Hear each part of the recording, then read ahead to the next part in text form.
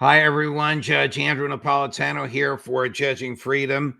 Today is Wednesday, November 26th. Tomorrow's Thursday, Thanksgiving here in the U.S., 2025. Colonel Douglas Macgregor will be here with us in just a moment. Will attacking Venezuela cost Donald Trump his presidency? But first, this. History tells us every market eventually falls. Currencies collapse. And look at where we are now. 38 trillion in national debt. Stocks at record highs defying gravity. So what happens next? Groceries, gas, housing, everything's going up. And this dollar, it buys less every day. When the system breaks, your stocks won't save you and your dollars won't either. But one thing will: gold. I've said it on my show for years. Gold survives collapse. Central bankers know this and billionaires know it. That's why they're buying more. Is it too late to buy, or is it just the right time? Call my friends at Lear Capital to find out. Ask questions, get the free information.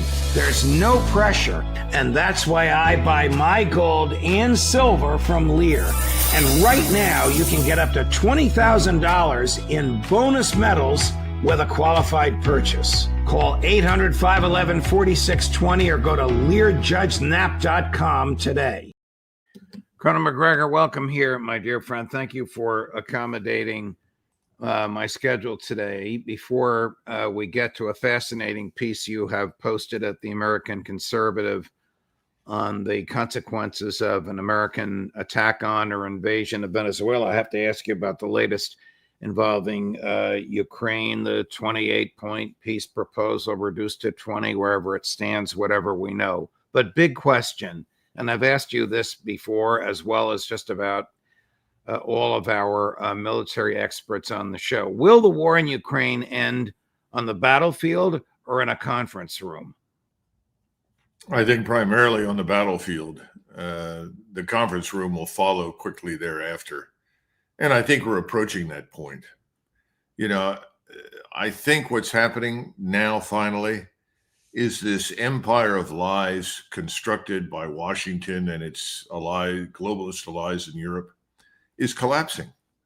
The truth can no longer be concealed, although they continue to try and lie their way out of it. But this empire of lies is falling apart. The lie that Russia can't win, Russia's falling apart, Russia's ruled by this evil dictator that the population doesn't support, that somehow or another Zelensky is a patriot, another Washington without the powdered wig, this kind of nonsense. It's all falling apart. So I think the Ukrainian army is surrendering in droves.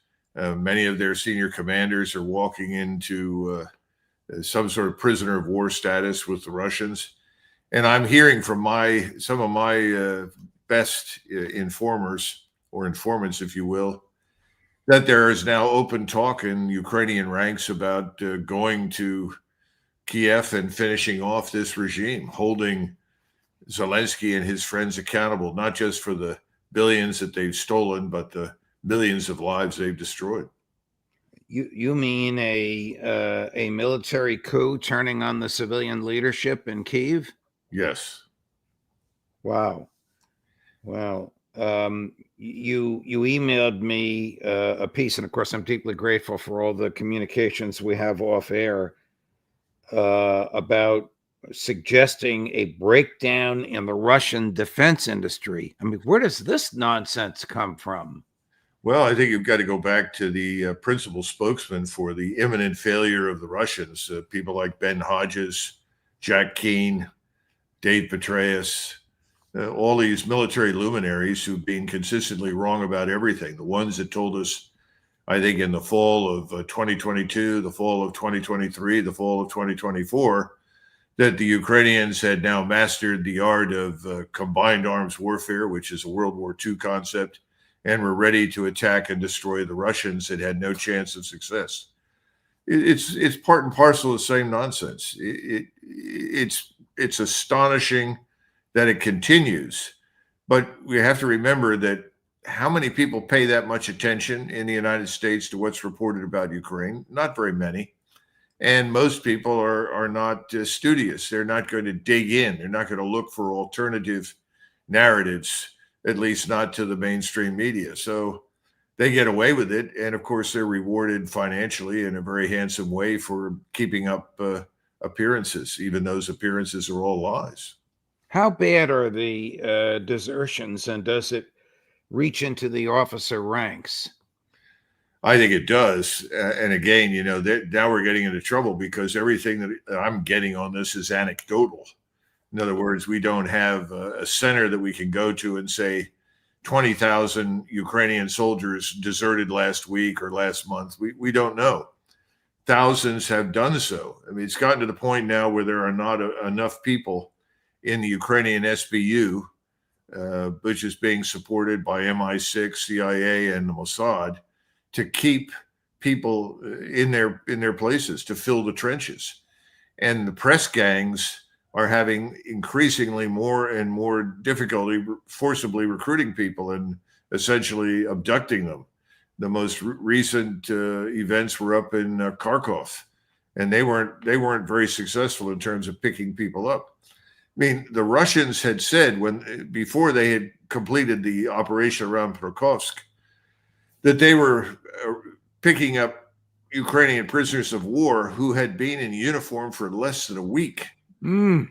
So all these people can do is continue to die in great numbers, ostensibly for the purpose of keeping the billions of euros and dollars flowing into the hands of people like Zelensky and his supporters. And I think that's finally dawned on people inside Ukraine, and I think they've had it. And I think the parliament in Ukraine is probably ready to desert, and they better, because they're just as likely to be held accountable for the greed and theft and lies as Zelensky and his inner circle. And do you think that President Trump finally has an accurate handle on this, that he's no longer getting some sort of a false and rosy picture from American intelligence? I think so. It's possible, because I think he'd like, as a sort of last act of desperation, to get an agreement between himself and Putin on the future of Ukraine, however vague that may be, so that he has something he can point to and say, see, in addition to the last 15 wars I successfully ended, I've now brought this terrible war in Ukraine to an end. I think that's why he's sending Vitkov and Kushner to Moscow to meet with President Putin. The real question is, are the Russians going to take any of this seriously? I mean, at this point, I think they're probably laughing at these attempts, because they understand what's going on. The war is effectively coming to a brutal end, but nevertheless an end. The attacks recently on Kiev just destroyed critical infrastructure, the last sources of power and heating, and they put the government on notice that they're now very much at risk. So I think they're going to go forward and continue to do whatever they do. They'll meet with us, but how seriously will they take us? And even if we start saying, well, we had 28 points, and then we had 22, and then we went to 19, and now we're down to 10, pretty soon it'll be, 3 points, 2 of which have to do with photo ops with Putin somewhere. It's ridiculous. We look ridiculous, and we're going to continue to look ridiculous, because it's not only bordering the absurd in Ukraine, it's bordering the absurd in the Middle East, where this supposed ceasefire is a nasty joke, and Venezuela, which I think has now become a real problem for the president. Just before we jump over to Venezuela, on which I want to spend some time with you, Colonel, I mean, I would think that President Putin would be very polite to Witkoff and Kushner, and then say, have a safe flight home. But what are these people, these two developers? One's a Manhattan developer, the other a New Jersey developer. One's Trump's former business colleague, the other's his son-in-law. What do they know about the history of the diplomatic relations between Russia and Ukraine? Well, I think you have to understand that these men are billionaires. And by definition, that means they're the smartest men in the room, wherever they go. No one can possibly know more than them, because they have more money than anybody else. not because they've done anything, not because they are uh, building a manufacturing base and employing hundreds of thousands of American workers, not because they produced anything, but because of financial transactions. These are the ultimate financial capitalists. Right. These people are desperate to keep the dollar as a reserve currency because the moment they lose it, the opportunity for them to make money goes away. They have profited from this hegemonic financial system that we maintain that produces nothing of any real value, but basically passes our debt on to the rest of the world and allows us to subvert other people's economies. So what do they know? They don't need to know anything, Judge. Hmm. They need to be friends of the president. Do you think that the Kremlin understands that Marco Rubio wants the war to continue, that he represents that Lindsey Graham, Tom Cotton, John Bolton ideology? Yes, I think so. I think they also can identify similar people in Starmer's government in London, similar people in Paris, similar people in Berlin. So I think they do understand. And again, one of the things that you mentioned, I think we should all keep in mind, if nothing else, President Putin, Mr. Lavrov, and others will always be polite. Yes. They always have been polite, but nothing is going to come of any of it. And why would it? It's time to end this thing. And things are moving very rapidly in the direction of Moscow. Do you have enough of a finger on the pulse of the American public, either from your own anecdotal observations and reading or from sources, to opine about whether the American public believes an invasion of Venezuela would be legal, constitutional, and moral? That's a very excellent question, and I'm not a pollster. I do know that the polling data I've seen suggests that 70% of likely voters that have been polled have said, let's not go into Venezuela. In other words, they don't support the idea. So that tells us something. I think there are still a lot of Americans that were taken in by the argument against drug cartels. I run into people all the time that say, Doug, you've been a real staunch supporter for defending the border. You want to go after these drug criminals here inside the United States. That's great. What's wrong with bombing Mexico? What's wrong with bombing Venezuela? And I keep trying to tell them that you're not going to accomplish much other than kill a lot of people that we'd rather not kill, who are not necessarily our enemies. And then secondly, infuriating much of Latin America that is already not terribly enthusiastic about us at this point. And we really need to solve the problem here at home. This is where the appetite is. This is where the consumption occurs. So let's deal with it here. And, people still think there's something to be gained by attacking any country that is allegedly involved in drug and human trafficking that ends up in the United States. That's about the best that I can do. The people I served with in the military for many years, they're all over the place. They're up in Chicago. They're down in Atlanta, Georgia.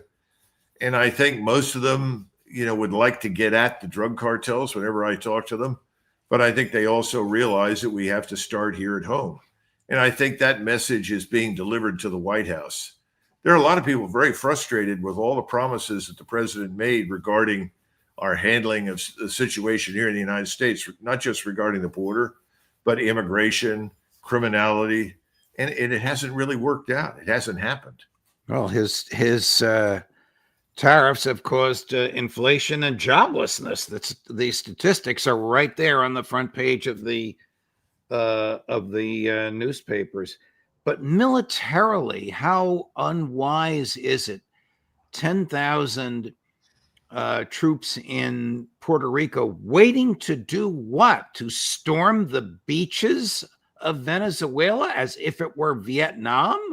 Well, we haven't seen the plans. All right. So we don't know what the operational plans are, but it looks as though, and it's about 17,000 troops in Puerto Rico, by the way.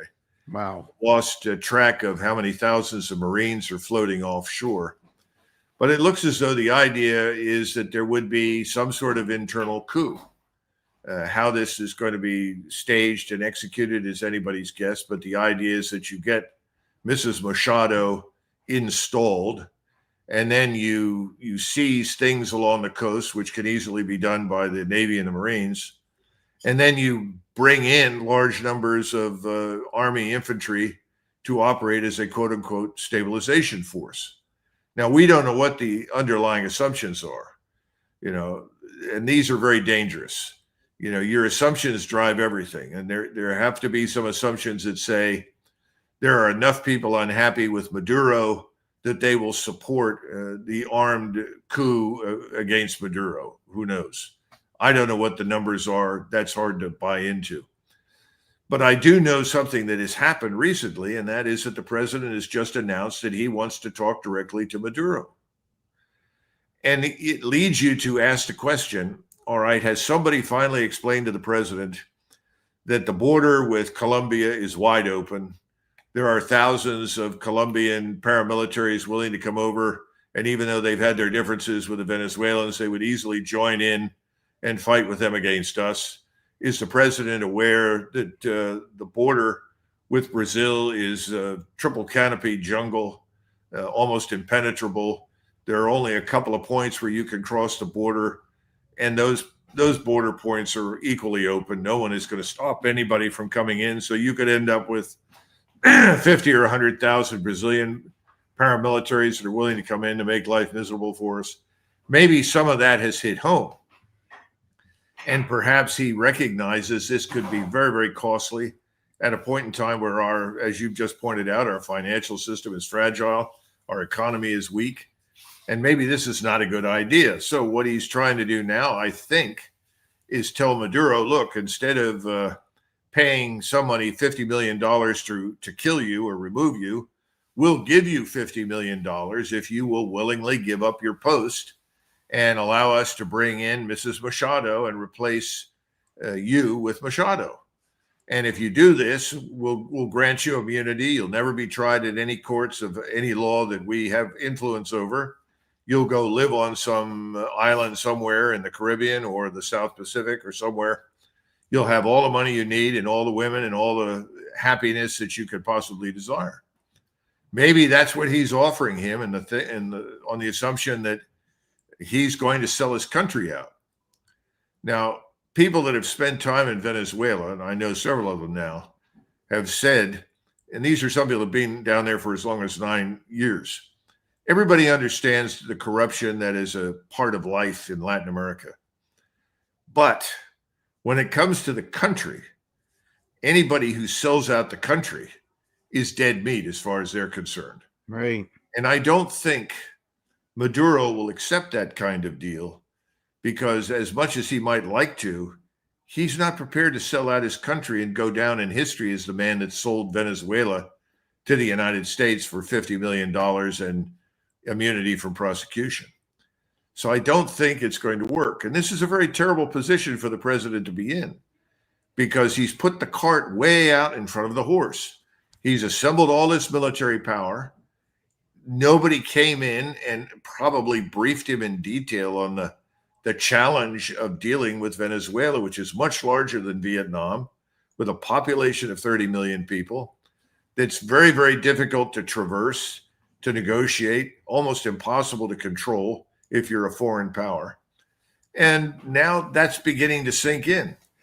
And as a way to get out of this, you're offering to buy the man out of his country. And in so doing, he has to sell his country to you. I don't think that will work. Is there any way to get a handle on the financial cost of 18,000 infantry, the Gerald Ford, the largest aircraft carrier in the world, and all the other ships that accompany it? They've all been down there for a couple of weeks. Well, operations and sustainment will result in a few $1 million a day. But the problem doesn't start with a few millions of dollars a day. I mean, that may amount to a couple of $1 billion, which, quite frankly, in a war budget, we no longer talk about the Department of Defense. So we'll talk about the War Department's budget of over $1 million. That's a drop in the bucket. The problem commences when you go into the country. Right. And right. You stick your foot into the tar pit. And then you decide you'd really like to get out of the tar pit, and you can't do it. So you're going to risk American boys, I don't know if there are women involved in infantry, coming home in body bags over a war that Congress didn't debate and didn't declare. Well, listen, Judge, I am so glad that you brought that up because I haven't heard anything from Congress that makes any sense. I mean, the Congress wants to attack the president on any number of different issues, whether you bring on Senator Slotkin or Senator Kelly, who want to accuse the president of issuing illegal orders, which he hasn't done, and I don't think he will. I'm not even sure these people could define an illegal order with any great accuracy. And they don't seem to understand, at least while I was on active duty, there were hundreds of thousands of hours spent instructing soldiers in great detail on what an illegal order constituted and their obligation not to obey it. I mean, that was driven home repeatedly. Right. I think this really happened on a grand scale as a result of our experience in Vietnam.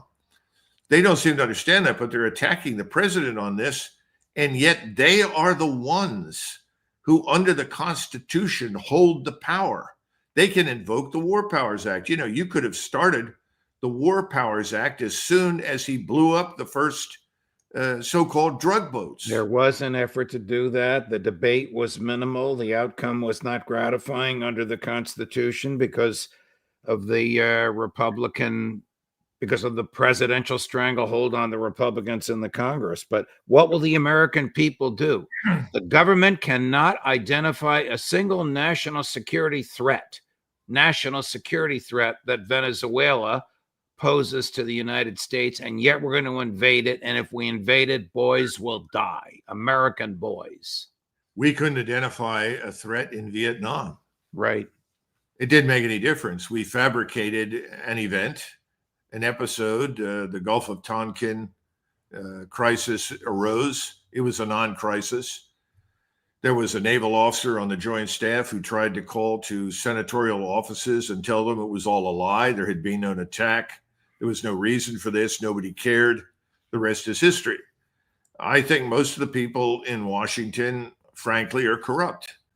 Unless it's going to interfere with their income, unless they think they could lose their office over it, they're happy to sit there and pay no attention until you get to a mass casualty exercise. If the Venezuelans are able to inflict large numbers of losses on us in one day, I recall somebody telling me, well, as long as we don't have more than 100 to 200 casualties on one day, we're probably fine. Nobody will care what we do. I mean, I heard that back in 1991. I heard it again in 2003. People said these things, and that was based on experience in Vietnam. I think the same thing holds true. Now, the one thing that we have going against us at this point that was not true then is the fragility of the economy. You know, the bond market itself could go into a giant tailspin, and then we're in a lot of trouble. We're already having problems because we can't sell our debt to people. Right. They don't buy it. But the point is the economic dimension, the financial system and its fragility, the lack of liquidity in the banking system. There are all sorts of emergency meetings happening with the New York Fed and the Dallas Fed and other people where these issues are being discussed. That was not true in 1965. It wasn't true in 90 or 91. It wasn't true in 2003, but it's true now. Well, Colonel, we are spending $1 trillion a year on debt service, interest payments to the people that bought our bonds. And where do we get that trillion from? We borrow it. Now, how much longer can an entity exist that borrows money in order to pay interest on borrowed money? Well, Mr. Besant is also transferring quietly large quantities of cash to the private equity markets because they're very close to collapse. He's been using the proverbial repo window to do that. There's a lot more happening out of sight of the American people right now than the American people realize. That could all suddenly come falling to pieces. Right. Over what happens in a place like Venezuela. So right now, I think this is a kind of a Hail Mary pass by President Trump to Maduro. You know, let's talk. Here's the deal. We give you $50 million to go away. You turn over your office to Machado. Nobody gets killed, no harm done, and we'll move on down the road and you'll live out your happy life in the South Pacific or something. I think that's what this is about right now. And at the same time, this is a last-ditch effort to come up with some meaningless piece of paper that we can't enforce, the Europeans can't enforce, but the Russians can, in the hopes that the Russians will grant us an optical illusion. The optical illusion being that President Trump has done something brilliant. In the meantime, what's happening in the Middle East? The people in Gaza continue to die in great numbers. The Israelis are bombing Lebanon with our help and assistance. And Syria is close to exploding. And how many Christians are dying in Syria about whom nobody cares? We could go on and on, Judge. So somehow or another, this can't continue much longer. Agreed. I'm surprised it's gone on this long. But does Donald Trump risk his presidency if Venezuela goes south? Yes. If American boys come home in body bags and Congress has not declared the war? Yes. There's no question about it. He could lose everything. He could be gone in 3 or 4 months. The support for him could evaporate overnight. He needs to understand that. Just because you can successfully bully members of your own party or even members of the other party for short periods of time doesn't mean that you can do it all the time. And if things turn against him, and they could, just think about it. How many aircraft carrying Marines ashore have to be shot down and Marines killed to wake everybody up to the dumb idea of intervention in Venezuela? And you see, there are people in the White House, I'm sure, who are saying, well, if that happens, we always have the rally round the flag effect. People will say, well, those evil Venezuelans, we got to teach them a lesson. I don't see that, Judge. I don't see Americans reacting that way. I see the opposite. I see Americans saying, what? What are you doing? Why? That's a dumb idea. And when those phones ring off the hook and the emails pour in and everybody's saying the same thing, suddenly whatever the president threatens you with doesn't mean a damn thing. Hi. Happy Thanksgiving.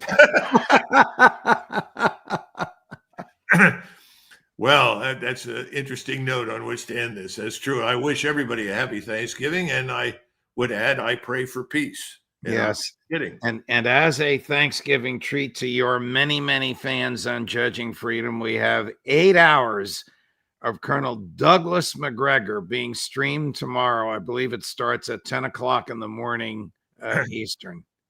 Well, I hope this doesn't end up like Clockwork Orange, losing their minds and doing terrible things. I think a lot of people will be looking at you on Thanksgiving Day, as many, many thousands are watching you now. Thank you, Colonel. Thanks for your insight.